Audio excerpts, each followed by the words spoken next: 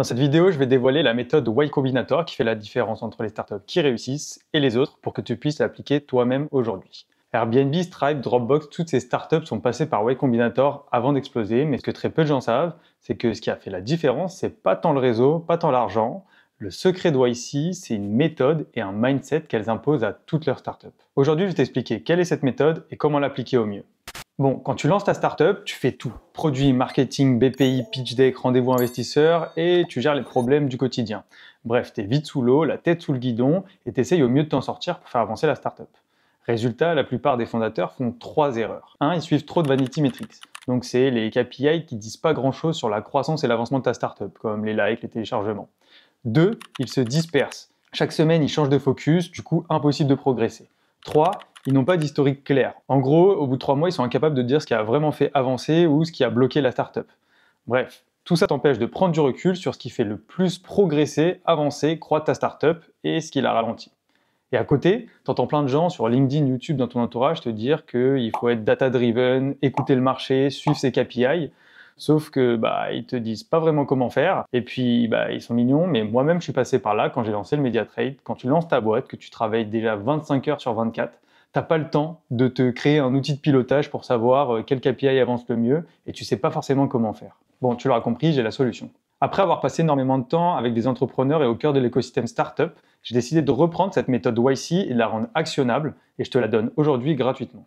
YC a compris une vérité hyper simple. Construire une startup, c'est à la fois un marathon et une course contre la montre.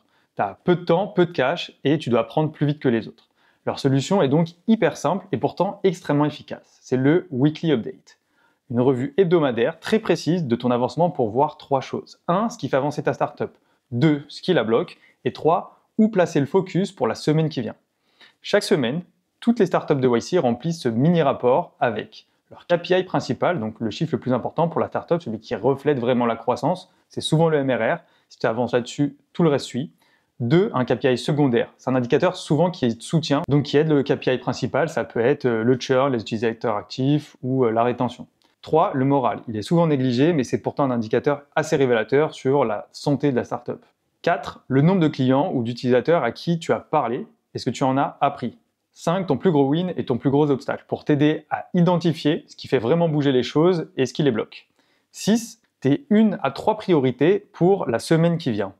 Et pour finir, hyper important, ton target KPI. Chaque semaine, tu te fixes un objectif à atteindre pour ton KPI principal. Et les startups YC font ça chaque semaine, pendant 3 mois, sans exception. Et d'ailleurs, la plupart des fondateurs continuent à appliquer cette routine même après avoir quitté YC. Bon, ce petit rituel, il repose sur 3 piliers. D'abord, il est data-driven. Ça veut dire qu'il repose uniquement sur les KPI essentiels, ceux qui font avancer ta startup.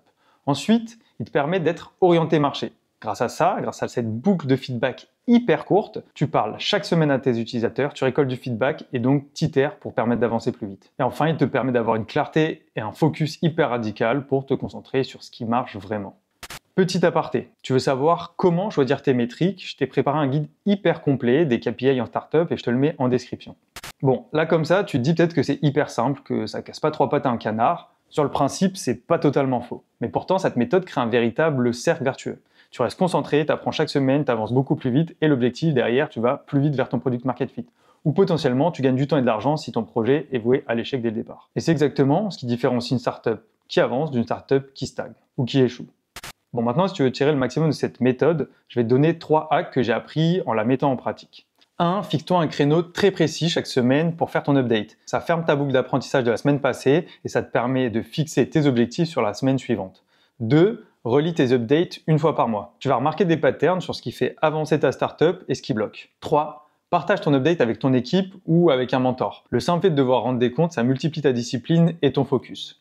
Bon, alors évidemment, toute cette routine, tu peux la mettre en place toi-même via un Google Doc, mais tu vas rapidement te retrouver avec 15 fichiers, aucune vue claire et 0 tracking visuel. C'est pour ça que j'ai construit un outil qui transforme cette routine YC en un pilotage automatique. Tu as juste à cliquer sur un bouton, chaque semaine tu vas avoir ton weekly update qui s'affiche, tu le remplis et derrière tu as un dashboard hyper visuel, hyper concret qui te permettent de suivre et de piloter ta startup.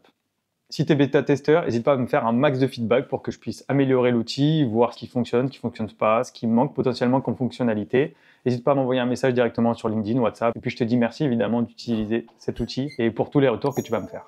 Si tu as des questions aussi, n'hésite pas. Je te dis à bientôt. Ciao.